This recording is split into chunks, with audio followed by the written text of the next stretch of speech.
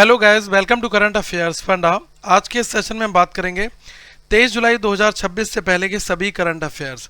आगामी एग्जाम्स हैं, बैंक हो, एसएससी हो, रेलवे हो, यहाँ पर ये क्वेश्चंस पूछे जाते हैं। मेरा नाम है Vikas Sharma. Question of the day से शुरुआत करेंगे। जो एंजल फॉल्स है वो विश्व का सबसे ऊंचा वाटरफॉल है। ये कौन सी कंट्री में है ये आपको बताना है। ऑप्शंस हैं Brazil, Venezuela, Peru and Colombia. तो अगर आपको इसका आंसर गैस करना है तो कमेंट करके जरूर बताएगा कि कौन सा आपके हिसाब से लग रहा है। बाकी जो पूरा पीडीएफ है वो आपको करंट अफेयर्स फंडा के ऐप में मिल जाएगा। लिंक मैं नीचे डिस्क्रिप्शन में दे दूंगा ताकि आप एप्लीकेशन को डाउनलोड कर पाएं। Who has been recently appointed as the new Chief Executive Officer CEO of the NITI Aayog by the Central Government? अभी हाल ही में केंद्र सरकार द्वारा नीति आयोग के नए मुख्य कार्यकारी अधिकारी जिसको बोलते हैं सीईओ किसको बनाया गया है? तो सीईओ बने हैं अनुराग जैन। ये बहुत इंपॉर्टेंट क्वेश्चन है, अपॉइंटमेंट कैटेगरीज में आएगा और एग्जामिनेशन में फ्लैट क्वेश्चंस पूछा जा सकता है कि अभी जो सीईओ है नीति आयोग में वो किसको बनाया गया है। दूसरी चीज़ क्या है कि अगर इनके बारे में थोड़ी सी डिटेल जाने तो ये 1989 बैच के मध्य प्रदेश कैडर के एक आईएएस ऑफिसर हैं और इनका जो अपॉइंटमेंट है वो कितने टर्म्स के लिए हुआ है ये भी इंपॉर्टेंट यहाँ पर रहेगा। तो इनको जो है 2 साल के लिए 2 ईयर्स के लिए जो है अपॉइंट किया गया है। और क्वेश्चन पूछा जाता है कि ये जो अपॉइंटमेंट है वो किसके द्वारा किया जाता है। एक कमेटी होती है जिसको बोलते हैं अपॉइंटमेंट कमेटी ऑन कैबिनेट। तो ये कमेटी के द्वारा ही जो है अपॉइंटमेंट होता है, एसीसी के द्वारा। और आपको पता होगा कि मध्य प्रदेश के जो चीफ सेक्रेटरी हैं अनुराग जैन इससे पहले इस पोजीशन पर थे। और नीति आयोग का जो मेजर बैंक है ये एक तरीके से भारत का थिंक टैंक होता है जो पॉलिसी मेकिंग करता है। तो देश के विकास के लिए जो है ये एक बड़ा जो है इम्पोर्टेंट ऑर्गेनाइजेशन है नीति आयोग। भारत में पहली बार किस वर्ष और कहां से पहला रेडियो प्रसारण किया गया था? ये काफ़ी इंपॉर्टेंट क्वेश्चन है। In which year and from where was the first ever radio broadcast made in India? तो यह है जुलाई 23, 1927 फ्रॉम बॉम्बे स्टेशन। एक्चुअली होता क्या है कि भारत में हर साल 23 जुलाई को नेशनल ब्रॉडकास्टिंग डे मनाया जाता है। तो आपको पहले तो डे याद करना है, ये है ब्रॉडकास्टिंग डे 23 ऑफ जुलाई। और क्यों मनाया जाता है? क्योंकि ये जो दिन है वो इंडिया में पहली बार रेडियो ब्रॉडकास्ट होने की याद में मनाया जाता है। वो दिन था 23 जुलाई 1927 और बॉम्बे स्टेशन से जो है पहली बार जो इंडियन ब्रॉडकास्टिंग कंपनी आईबीसी इसके तहत जो है इसको शुरू किया गया था। और काफ़ी फंड क्राइसिस था तो 1930 में गवर्नमेंट ने इसको संभाल लिया और इसका नाम बाद में जो है आईएसबीएस रख दिया। ये रख दिया इंडियन स्टेट ब्रॉडकास्टिंग सर्विस, आईएसबीएस। और 8 जून 1936 को इस सर्विस का नाम बदलकर ऑल इंडिया रेडियो, जिसको हम लोग जानते हैं एआईआर के नाम से, इस नाम से जो है इसको रख दिया। और फिर 1956 में इसका नाम जो है आगे फिर बढ़ा और ये आकाशवाणी हुआ। और आप देखते हैं कि रेडियो ने बहुत सारी जो एजुकेशन है, हेल्थ है और एग्रीकल्चर है, इसकी जानकारी को चाहे वो रिमोट एरिया हो चाहे वो रूरल एरिया हो वहाँ तक पहुँचाने में काफ़ी मदद की है। और इसका जो एआईआर, इसका जो मोटो है वो है बहुजन हिताय बहुजन सुखाय। ये इसका जो है एक तरीके से मोटो है। यही ऑब्जेक्टिव के साथ में बहुत सारे लोगों का भला हो और लोगों में खुशी हो। तो इसी सब चीज़ों के साथ में आज भी जो डिजिटल ज़माना ज़रूर है लेकिन लोगों को एक तरीके से एजुकेट करने में, इंफॉर्मेशन शेयर करने में जो है एआईआर, इसका काफ़ी बड़ा योगदान जो है वो यहाँ पर रहता है। The 23rd Commonwealth Games Glasgow 2026 have officially commenced in which city and country? ये क्वेश्चन काफ़ी इंपॉर्टेंट रहेगा, स्पोर्ट से है। ग्लासगो स्कॉटलैंड में इस बार जो है कॉमनवेल्थ के गेम्स हो रहे हैं और इस बार जो है ये जो शुरुआत है वो है 23rd कॉमनवेल्थ गेम्स की, जिसको 23 जुलाई 2026 से ग्लासगो स्कॉटलैंड में हो रहा है और ये 2 अगस्त 2026 तक बेसिकली इवेंट रहेगा। इस बार इस गेम्स में 74 एसोसिएट्स के लगभग 3000 एथलीट्स हैं और 10 स्पोर्ट्स और 215 मेडल इवेंट्स में जो है ये लोग हिस्सा यहाँ पर ले रहे हैं। तो ये इसकी कैटेगरी है। इंडिया की तरफ से इस बार 124 एथलीट्स यहाँ पर जा रहे हैं। और आपको पता होना चाहिए कि इंडिया के जो बड़े खिलाड़ी हैं ओलंपिक में, आपने देखा होगा जैसे नीरज चोपड़ा हैं, मीराबाई चानू हैं, इनसे जो है मेडल की उम्मीद यहाँ पर की जा रही है। आगे जो इवेंट्स होगा उसकी हम लोग पूरी रिपोर्टिंग देंगे आपको और जो गोल्ड और बाकी मेडल्स होंगे वो भी आपको यहाँ पर हम लोग इंक्लूड कराएंगे। ठीक है। Which programme did the defence research and development organisation, DRDO के बारे में बात हो रही है। Which programme did the DRDO sign 2 major industry contracts to advance recently. अभी क्या हुआ है कि डीआरडीओ के जो सेंटर फॉर एयरबॉर्न सिस्टम्स हैं, जिसको बोलते हैं CABS, तो इसने आत्मनिर्भर भारत के तहत जो AEWC-M के सेकंड प्रोग्राम को तेज करने के लिए 2 बड़े कॉन्ट्रैक्ट यहाँ पर साइन किए हैं। तो ये इनका जो प्रोसेस है वो है आत्मनिर्भर भारत के तहत, और ऐसे आप याद रखिएगा सेंटर फॉर एयरबॉर्न सिस्टम्स, ठीक है। तो ये बेसिकली है क्या, थोड़ा सा और डिटेल में जान लेते हैं। अभी जो CABS है, तो इन्होंने न्यू दिल्ली की जो AI इंजीनियरिंग सर्विसेज लिमिटेड है, जिसको हम लोग बोलते हैं AIESL, तो इसके साथ एक कॉन्ट्रैक्ट किया जिसके तहत 6 एयरबस A321 कॉमर्शियल प्लेन्स को ग्रीन कॉन्फ़िगरेशन प्लेटफॉर्म्स में बेसिकली बदला जाएगा। दूसरी चीज़ क्या है कि इन बदले हुए जो एयर फ्रेम्स हैं, इनको एयरबस डिफेंस एंड स्पेस द्वारा डिलीवर किया जाएगा। और एक दूसरे एग्रीमेंट की अगर हम यहाँ पर बात करें, तो इसमें जो अहमदाबाद की Adani defence systems and technologies limited है, जिसको बोलते हैं ADSTL, इसको डेवलपमेंट कम प्रोडक्शन पार्टनरशिप DCPP बनाया गया है, जो मुश्किल मिशन सिस्टम्स को डेवलप और इंटीग्रेट यहाँ पर करेगी। तो CABS और ADSTL हैं जो मिलकर मिशन सिस्टम्स को जोड़ेंगे, और इसके बाद जो है ये इंडियन एयरफोर्स IF के साथ मिलकर फ्लाइट टेस्टिंग जो है वो यहाँ पर की जाएगी। तो इन विमानों को आइज इन द स्काई ये भी कहा जाता है, और जिनकी फाइनल जो एयर वर्थनेस सर्टिफिकेशन जो है वो CEMILAC, ये एक ऑर्गेनाइजेशन है जिसको हम लोग बोलते हैं centre for military air वर्थनेस and the certification, और DGAQA, directorate general of the aeronautical quality assurance, इसके द्वारा जो है दी जाएगी। Which Indian navy command recently hosted the multinational maritime security exercise operation southern readiness. अभी बेसिकली क्या हुआ है कि जो साउथर्न नेवल कमांड है, तो इसके द्वारा अभी रिसेंट में जो बहुराष्ट्रीय समुद्री सुरक्षा जो अभ्यास है, जिसका नाम है ऑपरेशन सदर्न रेडीनेस 26-2, तो इसका जो है आयोजन यहाँ पर किया गया है, ठीक है। तो ये question examination point of view से काफ़ी इंपॉर्टेंट रहेगा। तो आपसे एक्सरसाइज पूछी जाएगी कहाँ पर, कोची केरला में 20 से 23 जुलाई 2026, ठीक है। तो ये जो इंडियन नेवी की जो साउथर्न नेवल कमांड है वो होस्ट कर रही है इस ऑपरेशन साउथर्न रेडीनेस 26-2 को। ये 4 दिन का एक multinational maritime security training exercise होगा जो कोची केरला में हो रहा है। मैं आपको सारे जो छोटे बुलेट पॉइंट्स होते हैं वो सब यहाँ पर प्रोवाइड कराता हूँ, तो आप हमारी जो PDF है उसके अंदर जाकर इन सारे पॉइंट्स को प्रिंटेबल फॉर्मेट में एक्सेस कर सकते हैं। What is the India's global rank among the large railway systems in terms of the network electrification? Question यहाँ पर ये है कि जो इंडियन रेलवे है, इन्होंने अपना जो ब्रॉड गेज नेटवर्क है, इसका 99.6 जो हिस्सा है वो इलेक्ट्रीफाई इन्होंने यहाँ पर कर दिया है। और स्विट्जरलैंड के बाद अगर हम बात करें तो इंडिया का जो है second most electrified major railway network यहाँ पर बन गया है। तो ये काफ़ी इंपॉर्टेंट है। 99.6% जो ब्रॉड गेज नेटवर्क है इसको हमने इलेक्ट्रीफाइड यहाँ पर कर दिया है, और हम world second most electrified major railway network बन चुके हैं। हमसे ऊपर केवल यहाँ पर स्विट्जरलैंड है।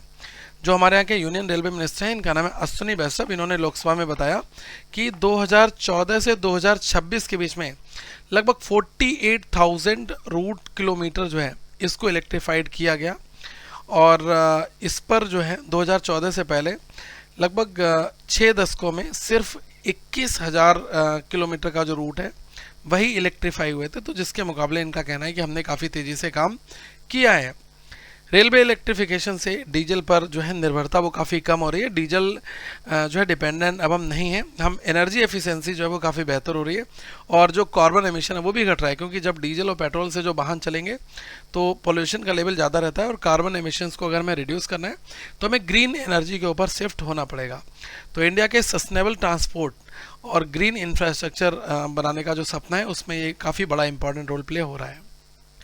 In which state has the central government recently approved 2 electronics manufacturing clusters EMCs worth a total of rupees 1012 crore rupees? हाल ही में केंद्र सरकार ने किस राज्य में 1012 करोड़ रुपए की कुल लागत से 2 इलेक्ट्रॉनिक्स मैन्युफैक्चरिंग क्लस्टर इसको बनाने की जो मंजूरी है वो यहाँ पर दी है।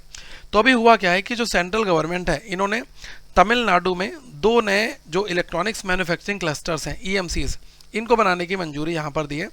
इन दोनों के लिए जो आउटले है वो है 1012 जो करोड़ है वो यहाँ पर रखा गया है, और इसको बेसिकली इनकी एक स्कीम है जिसका नाम है EMC 2.0, electronics manufacturing cluster scheme. तो इसके तहत जो है बनाया जा रहा है।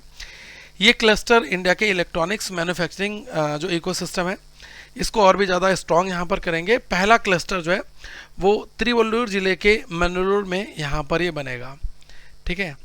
और इसको जो है हम जो इलेक्ट्रॉनिक्स बनाने की जो कैपेसिटी है उसको हम काफ़ी बेहतर करने वाले हैं। और जो दूसरा क्लस्टर है वो कांचीपुरम जिले का जो है पिल्लापक्किकम, तो ये डिस्ट्रिक्ट है ये यहाँ पर, तो कांचीपुरम डिस्ट्रिक्ट में ये बेसिकली बनेगा। और ये 379.3 एकर्स में फैला होगा। इस पर लगभग 424.55 करोड़ की लागत यहाँ पर आने वाली है। तो आपको दोनों के प्लेसेस याद रखने हैं और अल्टीमेटली ये तमिलनाडु में बेसिकली दोनों बन रहे हैं, ठीक है। यहाँ पर मैं आपको छोटे बुलेट पॉइंट्स देता हूँ ताकि मेजर अप्रूवल है और क्या आउटले हैं, कहाँ कहाँ पर ये बन रहे हैं, तो ये सारी चीज़ें बहुत ही बेहतर कैटेगरी फॉर्मेट में आपको मिलती रहती हैं। Which institute develop the borophene based green lubricant. अभी रिसेंट में जो है बोरोफिन आधारित ग्रीन लुब्रिकेंट किस संस्थान ने विकसित किया है? तो गुवाहाटी के एक institute of the advance study and science and technology, इसको IASTT बोलते हैं, गुवाहाटी में है। तो इसके जो साइंटिस्ट हैं इन्होंने दुनिया का पहला बायो लुब्रिकेंट इको फ्रेंडली जो तेल है वो यहाँ पर बनाया है। अब ये इको फ्रेंडली जो ऑयल है ये है बेसिकली क्या, इन्होंने कैस्टर ऑयल और जो बोरोफिन है इसकी मदद से ये बनाया है। और आप ऐसे मानकर चलें कि जो कैस्टर ऑयल में सिर्फ 0.1% बोरोफिन मिलाने से मशीनों के बीच का जो फ्रिक्शन है वो लगभग 42% रिड्यूस यहाँ पर हो गया है। तो इस तेल के इस्तेमाल से जो है मशीनें मजबूत बनती हैं, उनका जो वियर एंड टियर है जिसको बोलते हैं टूट फूट वो काफ़ी कम यहाँ पर रहता है। और ये जो लुब्रिकेंट है वो मशीनों के पार्ट्स पर एक सुरक्षा कवच जिसको बोलते हैं ट्राइबोफिल्म, ये बेसिकली एक प्रोटेक्टिव लेयर बना देते हैं जिससे नुकसान कम होता है और वियर एंड टियर जो है वो रिड्यूस हो जाता है। इस नई खोज का जो इस्तेमाल है वो फैक्ट्रियों की जो विंड टर्बाइंस हैं जैसे रिन्यूएबल एनर्जी सिस्टम्स और शिप्स हैं उसमें बेसिकली ये किया जाता है। तो गुवाहाटी के जो IAST के जो वैज्ञानिक हैं इन्होंने कैस्टर ऑयल और बोरोफिन का इस्तेमाल करके दुनिया का पहला इको फ्रेंडली बायो लुब्रिकेंट यहाँ पर बनाया है। और ये जो रिसर्च है वो प्रोफेसर देवाशीष चौधरी और जो फर्स्ट ऑथर हैं, ठीक है, and the first author of the study that was the Ujibit Barua, ठीक है। Which union ministry's digital India Bhashini division partner with the Goa government to promote the multilingual AI and digital governance. पिछले काफ़ी time में मैंने बहुत सारी न्यूज़ इस तरीके की कवर की थी। बेसिकली जो ministry of the electronics and information technology है जिसको बोलते हैं MEITY, तो इसकी जो डिजिटल इंडिया भासनी डिवीज़न है जिसको बोलते हैं DIBDD, तो इन्होंने गोवा सरकार के साथ जो DIBD है इन्होंने पार्टनरशिप की है गोवा गवर्नमेंट के साथ में, जिससे AI पावर्ड मल्टीलिंगुअल जो डिजिटल गवर्नेंस है इसको यहाँ पर ये फोकस करें स्पेशली इन कोनाकनी, ठीक है। तो कोनाकनी भाषा में खास ध्यान दिया जा रहा है। और जो पणजी है यहाँ पर एक भासनी राज्यम स्टेट एंगेजमेंट वर्कशॉप जो है ये आयोजित की गई, कहाँ पर, पणजी में, और जिसमें सरकार के जो ऑफिसर्स हैं, स्टार्टअप्स और जो लैंग्वेज के जो एक्सपर्ट्स हैं वो यहाँ पर शामिल हुए। और इसके लिए जो है इन्होंने वॉइस फर्स्ट इकोसिस्टम इसका इस्तेमाल किया जा रहा है जिसमें बोलकर भी आपको जानकारी मिल सकती है। तो वर्कशॉप के जो ऑफिसर्स थे उन्होंने भाषणी ऐप मित्रा और जो भाषणी मित्र है और साथ में भाषणी प्रवक्ता है जैसे एडवांस मॉड्यूल हैं वो सबके सामने यहाँ पर दिखाए गए। तो ये एक तरीके का आप ऐसा माने AI powered multilingual digital governance है। और अभी भासनी डिवीजन ने गोवा में जो गवर्नमेंट है इसके साथ हाथ यहाँ पर मिलाया है। Which state cabinet recently approved a 10% reservation for ex-अग्निवीर in the state police, forest and jail services? ये काफ़ी इंपॉर्टेंट है क्योंकि आपने देखा होगा कि जो अग्निवीर है वो परमानेंट वर्कर्स नहीं होते हैं आर्मी में, उनके बाद भी एक एग्ज़ाम और फर्दर उनका एक टेस्ट होता है जिसके बाद कुछ लोगों को परमानेंटली कमीशन मिलता है, बाकी लोग जो है अपना रिटायरमेंट प्लान ले लेते हैं और उनको एक फ़ंड मिल जाता है बट पेंशन वगैरह कुछ नहीं है। तो अभी छत्तीसगढ़ कैबिनेट है इन्होंने जो एक्स अग्निवीर हैं इनके लिए एक बड़ा फैसला किया है। छत्तीसगढ़ जो अग्निवीर सोल्जर्स रूल 2026 है, तो इसके तहत इन्होंने जो क्लास 3 गवर्नमेंट पोस्ट हैं इसमें 10% जो रिजर्वेशन है उसकी यहाँ पर बात की गई है कि हम 10% रिजर्वेशन एक्स अग्निवीर को देंगे। मतलब कहीं पर अगर 1000 वैकेंसीज आएंगी तो इसमें से 100 वैकेंसीज जो है वो अग्निवीर के लिए यहाँ पर रहेंगी। और ये जो रिजर्वेशन है वो राज्य के पुलिस डिपार्टमेंट में कांस्टेबल्स, फॉरेस्ट डिपार्टमेंट में ये बेसिकली जो गार्ड्स हैं उसमें, और जो प्रिजन डिपार्टमेंट में जो जेल वार्डर्स होते हैं उनके लिए जो है ये इन्होंने रखा हुआ है। बट अभी जो ऑफिसर्स कैडर्स हैं, जैसे कि जो आईपीएस वगैरह होते हैं स्टेट की, जो पुलिस में आते हैं, उनमें अभी ये चीज़ें नहीं हैं। बट इन्होंने जो इनका ग्रेड 3 है ना, क्लास 3 की जॉब्स में अभी इन्होंने इसको रखा है। तो अभी जो अग्निपथ स्कीम के तहत 4 साल की जो सेवा पूरी करने वाले अग्निवीर हैं, तो नौकरी के बाद जो है इनको रोजगार देने का मौका यहाँ पर इन्होंने दिया है। ये डिसीजन बेसिकली अप्रूव होता है जो चीफ मिनिस्टर विष्णु देव साय हैं, इनकी अध्यक्षता में एक कैबिनेट मीटिंग होती है जिसमें ये फैसला यहाँ पर लिया जाता है। तो ये काफ़ी इंपॉर्टेंट यहाँ पर रहेगा। हाल ही में आरबीआई बुलेटिन के अनुसार सबसे मजबूत रेट ट्रांसमिशन किस प्रकार के बैंकों ने यहाँ पर दिखाया है। क्वेश्चन कुछ ऐसा है कि अभी रिजर्व बैंक ऑफ इंडिया के जो रिसेंट बुलेटिन है, इसमें एक आर्टिकल के हिसाब से अगर हम बात करें तो आरबीआई ने रेपो रेट कम किया, तो जो फॉरेन बैंक ने जो बाकी बैंकों के मुकाबले तेजी से लोन और डिपॉजिट के इंटरेस्ट रेट्स यहाँ पर घटाए।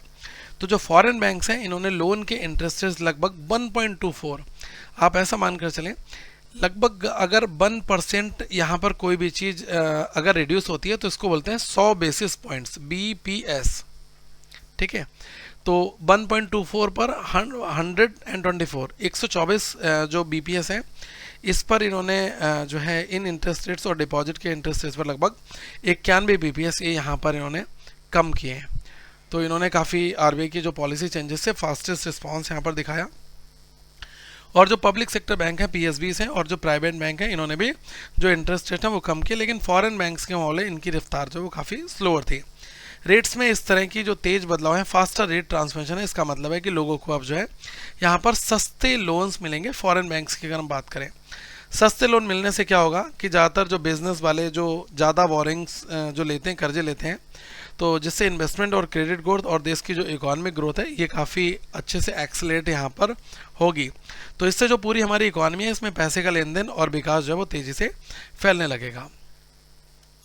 How many gold medals did India win at the 56 international physics olympiad 2026? Question बहुत इंपॉर्टेंट है। अभी 56वें अंतर्राष्ट्रीय फिजिक्स ओलंपियाड 2026 की अगर हम बात करें तो भारत ने कितने यहाँ पर जो गोल्ड मेडल हैं वो यहाँ पर जीते हैं। ये 5 गोल्ड मेडल यहाँ पर जीते हैं। अगर हम ऐसा कुछ देखें कि इंडिया ने जो चाइना है और जो कजाकिस्तान, रशिया, साउथ कोरिया और ताइवान, इसके साथ मिलकर ये ज्वाइंटली नंबर 1 रैंक यहाँ पर हासिल की है। तो अगर आप देखें 56 जो इंटरनेशनल फिजिक्स ओलंपियाड जो है इस 2026 में जो ऑल 5 इंडियन स्टूडेंट हैं वो लोग गए थे, उन्होंने गोल्ड मेडल जीते। और इसमें China, Kazakhstan, Russia, south Korea और ताइवान के साथ हम रैंक नंबर 1 पर ज्वाइंटली हासिल हैं। ये जो ओलंपियाड है वो कोलंबिया का एक शहर है जिसका नाम है बुकारमंगा।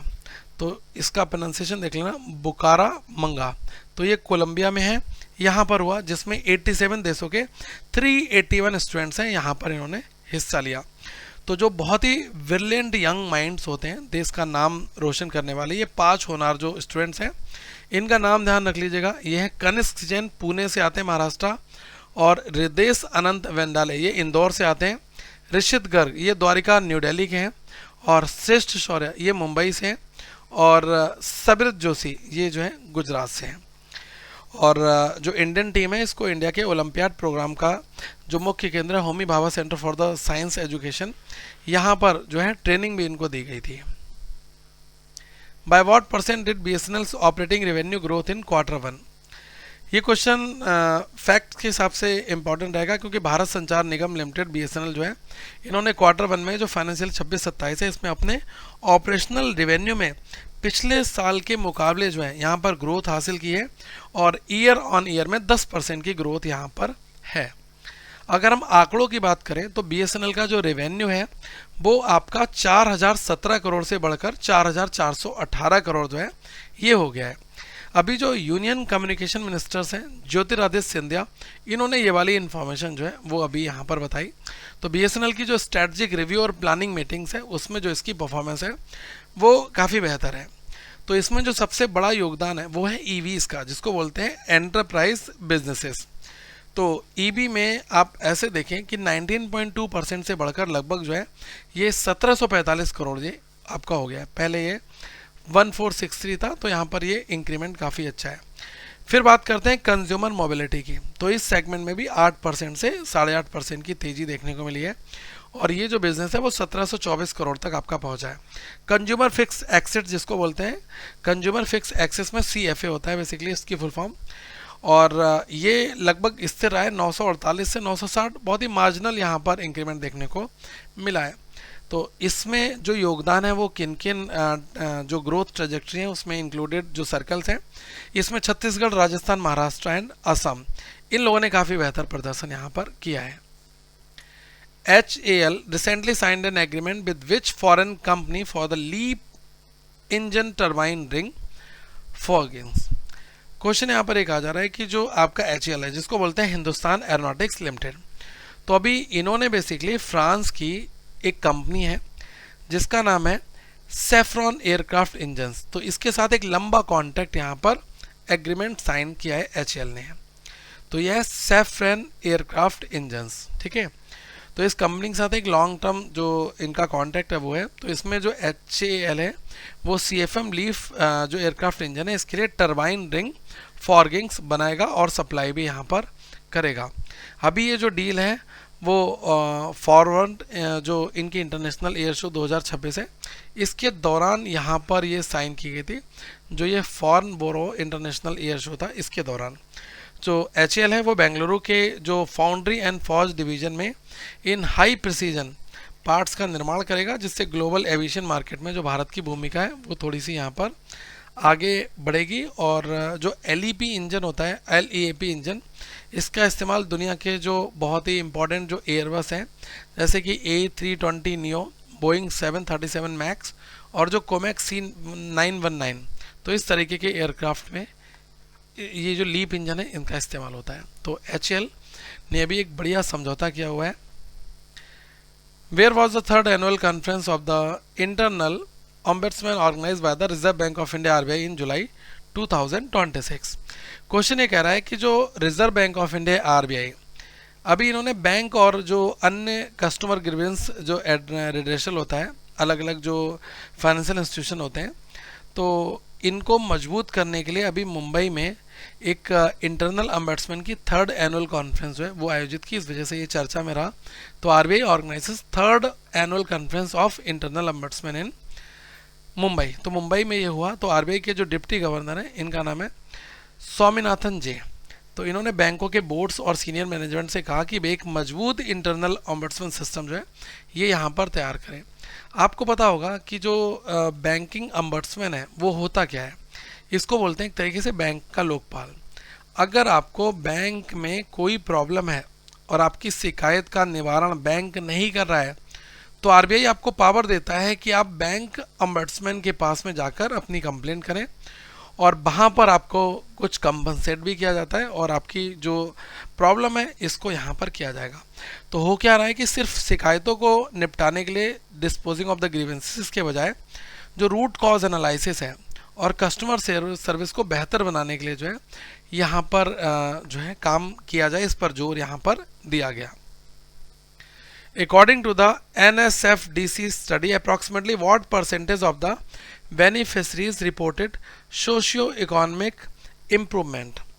एक्चुअली क्वेश्चन ये आपसे कहना चाह रहा है कि जो इंडिपेंडेंट इम्पैक्ट इवेल्यूशन होता है, तो इससे ये पता चला है कि जो नेशनल शेड्यूल्ड जो caste finance and development corporation है जिसको बोलते हैं NSFDC, तो इन्होंने अपनी जो इनके कंसेशनल क्रेडिट स्कीम्स हैं, तो इसके लिए जो आपका अनुसूचित जाति होती हैं, तो इनके लोगों की आजीविका में यहाँ पर इन्होंने सुधार किया है।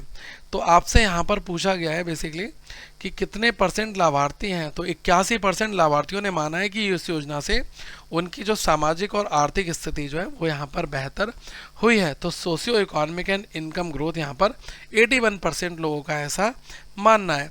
तो सालाना ₹1.5 से 3 लाख कमाने वाले जो परिवार हैं वो 33% से बढ़कर जो है अब 46% यहाँ पर हो गए, जबकि लगभग 1.5 लाख से कमाने वाले जो परिवार हैं वो 67% से घटकर जो है वो यहाँ पर 45% रह गए। तो यहाँ पर दिखा रहा है कि जो लोगों की इनकम है वो यहाँ पर बढ़ी है, मतलब कि 1.5 लाख से 3 लाख वाले ज़्यादा लोग हो रहे हैं और जो 1.5 लाख से कम कमा रहे थे उनका नंबर्स कम हो रहा है, क्योंकि कहीं पर रेशियो बढ़ेगा तो कहीं पर तो ये रेशियो घटेगा भी। तो जो NSFDC है जो कि ministry of the social justice empowerment के तहत एक जो इनका CPSE है, तो इन्होंने कहा कि वे आगे भी अनुसूचित जातियों के लिए जो सस्ते लोन है और बिजनेस सपोर्ट है इनको यहाँ पर जारी रखेंगे। ठीक है। India signed an agreement to provide LKR 600 million medical assistance to which country after cyclone Ditwa? अभी क्या हुआ है कि भारत ने चक्रवात डिटवाहा के बाद किस देश को जो 600 मिलियन LKR की जो चिकित्सा सहायता है इसको देने का अभी जो है एक MOU यहाँ पर समझौता किया है। तो हो क्या रहा है कि भारत और श्रीलंका के बीच में एक MOU यहाँ पर इस्टेब्लिश हुआ है। MOU साइन होने की वजह यह है कि अभी भारत जो है श्रीलंका के जो बेस हॉस्पिटल है जिसका नाम है देनिया, तो इसको LKR 600 मिलियन की जो मेडिकल मशीनरी और उपकरण जो है वो यहाँ पर देगा। ये जो मदद है वो साइक्लोन डिटवाहा के बाद वहाँ पर नुकसान से जो रिहेबिलिटेशन असिस्टेंट है उसके लिए यहाँ पर ये लोग दे रहे हैं। ठीक है। तो ये एक मैं कहूँगा कि लार्जर हेल्प होगी और इस मदद के तहत श्रीलंका के लिए जो इंडिया के बड़े USD 450 मिलियन के रिकंस्ट्रक्शन और रिहेबिलिटेशन पैकेज है तो इसका ये एक अहम हिस्सा है। तो ये जो कदम है वो नेबरहुड फर्स्ट और जो महासागर है इन नीतियों के तहत इसमें जो क्लाइमेट रेजिलियंस जो है हेल्थ केयर इंफ्रास्ट्रक्चर तैयार करने की जो प्रतिबद्धता है उसको यहाँ पर ये दिखाता है। दूसरी चीज़ इसके जरिए इंडिया के जो है फिर फर्स्ट रिस्पॉन्डर जो है इसके रूप में भारत जो है सामने निकल कर आया। मतलब संकट के समय सबसे पहले मदद करने में भारत हमेशा अपने पड़ोसी देशों का बहुत ज़्यादा साथ देता है, चाहे बात हो नेपाल की चाहे बात हो श्रीलंका की। ये लोग भले ही भारत को आग दिखाएं लेकिन भारत इनकी समय पर मदद जरूर करता है जब इनको नीड रहती है। टू द पॉइंट क्वेश्चंस की बात करें तो 5 क्वेश्चंस मैं हमेशा आपके लिए पूछता हूँ लास्ट सेशन में। ये 5 क्वेश्चंस थे, बहुत इंपॉर्टेंट है स्टैटिक जीके के, तो आप इनको जरूर कवर करें और आपको PDF भी मिल जाएगा ये। और आज के जो 5 क्वेश्चंस हैं वो ये हैं, आप पुराने क्वेश्चन एक्सेस करना चाहते हैं तो हमारे डेली PDF में आपको ये चीज़ मिल जाएगी। आगे हम लोग फिर मिलेंगे आपके साथ। और एक चीज़ मैं यहाँ पर कहूँगा कि इन 5 क्वेश्चंस का आंसर आप लोग जरूर ट्राई करें। आपको कुछ भी पता हो ज़रूर यहाँ पर आंसर लिखें। और हमारा जो PDF है डेली वीकली मंथली और ईयरली पैकेज वो सब कुछ आपको करंट अफेयर्स फंडा के एप्लीकेशन में मिल जाएगा। जो हम day to day current affairs discuss करते हैं ये बिल्कुल लेटेस्ट और आपके एग्जामिनेशन ओरिएंटेड होते हैं, तो आप इनकी PDF को जरूर एक्सेस करें और करंट अफेयर्स फंडा के एप्लीकेशन पर आपको PDF हमारी मिल जाएगी। अगर आपको कोई डाउट है तो 8448169188 इस पर आप हमें व्हाट्सएप कर सकते हैं। Thank you very much guys, have a good day to all of you. Once again we will meet